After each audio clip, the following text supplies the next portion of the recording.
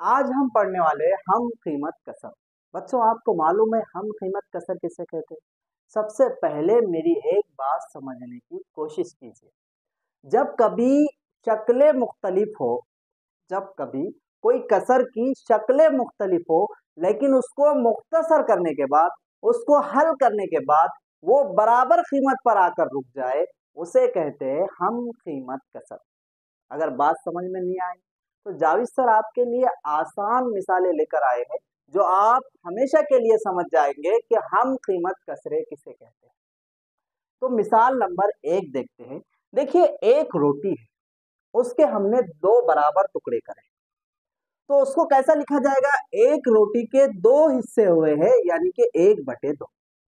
अब हमने क्या करे, एक रोटी के ये जो दो टुकड़े किए गए थे बराबर बराबर, एक टुकड़ा एक बच्चे को दिया गया, एक टुकड़ा एक बच्चे को दिया गया, तो दोनों बच्चों को जो रोटी मिली है आधी आधी मिली।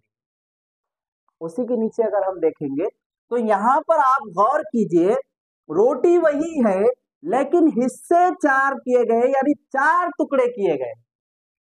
और चार टुकड़े ये, इसका मतलब इसको इस तरीके से लिखा जाएगा कि 2/4, यानी कि एक रोटी के चार हिस्से किए गए हैं। 2/4 क्यों लिखा जा रहा है? तो इसके दो हिस्से एक बच्चे को दिए गए हैं और दो हिस्से एक बच्चे को दिए गए हैं। दो और दो हिस्से होते हैं चार हिस्से, यानी बात वही है कि एक बच्चे को आधी रोटी मिली। अगर दो हिस्से जा रहे भी है तो एक बच्चे को आधी रोटी मिली है, और ऊपर भी एक बच्चे को आधी ही रोटी मिली। अब नीचे आ जाते हैं तो यहां पर देखिए कि एक रोटी के 6 बराबर हिस्से किए गए हैं, तो इसको 3/6 लिखा जाएगा, यानी कि एक बच्चे को 3 हिस्से जाएंगे और एक बच्चे को 3 हिस्से जाएंगे। अगर 3 हिस्से एक बच्चे को जाते हैं तब भी वो आधी ही रोटी बन रही है। इसका मतलब यह है कि यहाँ पर 1/2, अगर एक बच्चे को आधा हिस्सा गया था और एक बच्चे को आधा हिस्सा गया था तब भी आधी रोटी गई। और यहाँ पर 2/4, एक बच्चे को दो हिस्से गए थे और एक बच्चे को दो हिस्से गए थे तब भी आधी रोटी गई। और यहाँ पर है 3/6, एक बच्चे को तीन हिस्से गए थे और एक बच्चे को तीन हिस्से गए थे, तीन टुकड़े गए थे, तब भी एक बच्चे को आधी ही रोटी मिली। इसका मतलब सबको आधी ही रोटी मिली। इसको अलग अलग क्यों लिखा जा रहा? इसका मतलब ये है कि देखिए बच्चों, एक रोटी के दो हिस्से किए गए, तो एक रोटी के दो हिस्से करने पर एक हिस्सा बराबर और एक हिस्सा बराबर जाएगा, तो दो हिस्से बन जाएंगे एक रोटी। और नीचे अगर देखेंगे तो एक रोटी के चार हिस्से किए गए, तो दो हिस्से एक बच्चे को जाएंगे और दो हिस्से एक बच्चे को जाएंगे, तो हो जाएंगे वो दो हिस्से और दो हिस्से चार हिस्से, जो मिलके बनेगी एक रोटी।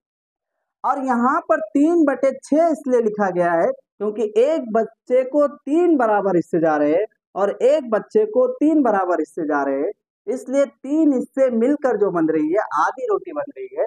और 3/6 इसलिए लिखा जा रहा है क्योंकि तीन हिस्से एक को जा रहे हैं और इस रोटी के 6 हिस्से, 6 टुकड़े किए गए थे। अब आप मुझसे एक सवाल करेंगे, सर आपने 1/2 को आधा आधा कहा जाता है बोलकर बोले थे, फिर ये 2/4 भी तो आधी ही रोटी हो रही है और 3/6 भी तो आधी ही रोटी हो रही है, तो आपने तो बोला था 1/2 आधी रोटी है, तो ये 2/4 को आधी रोटी क्यों कहा जा रहा है? मैंने आपको स्टार्ट में एक बात बताया, जब कभी कसरों की शक्लें मुख्तलिफ हो जाए लेकिन उनको मुख्तसर करने के बाद वो एक कीमत पर आकर रुक जाती है, तो वो हम कीमत कसर बन जाती है।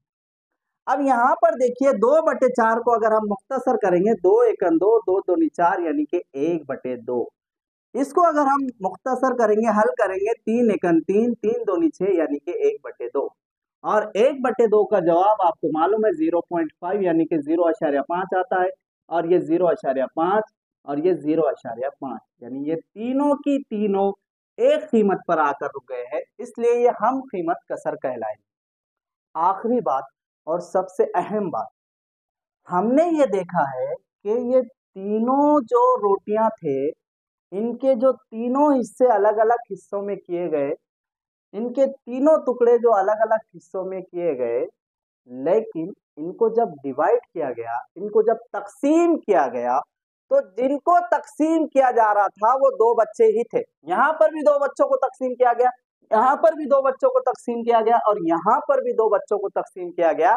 इसलिए इनकी जो कीमत एक आ रही है, इसकी वजह यही है कि तकसीम दो ही जनों को किया जा रहा है। रोटी के टुकड़े कितने भी होने दो, इनको दो बराबर हिस्सों में तकसीम किया जा रहा है, इसलिए ये जवाब 0.5 यानी कि 0.5 पर आकर रुक रहा है। अगर यही रोटी 3 जनों को तकसीम की जाएगी, और ये रोटी 4 जनों को तकसीम की जाएगी, और ये रोटी 5 जनों को तकसीम की जाएगी, तो इनका जवाब 1 पर आकर नहीं रुकने वाला, और ये हम कीमत कसर भी नहीं कहलाए जाएंगे। इसी तरीके के वीडियो देखने के लिए जुड़े रहिए मैथ विद जावेद सर के साथ। मिलते हैं एक नए वीडियो।